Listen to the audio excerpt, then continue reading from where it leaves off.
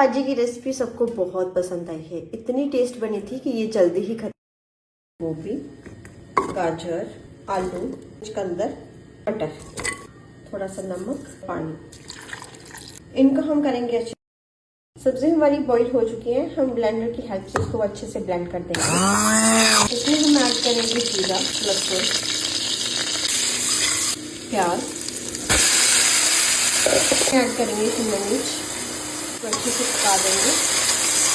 Add करेंगे मिर्ची, धनिया पाउडर और गरम मसाला,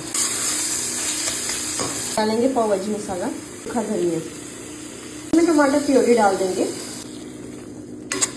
अब हम इसमें ऐड करेंगे अपनी बॉयल की हुई और मैश की हुई सब्जी, इसको अच्छे से मिक्स कर देंगे। कसूरी मेथी ऐड करेंगे। हमारी भाजी रेडी है, मैंने इसको सर्व किया है पाव के साथ विद अनियन।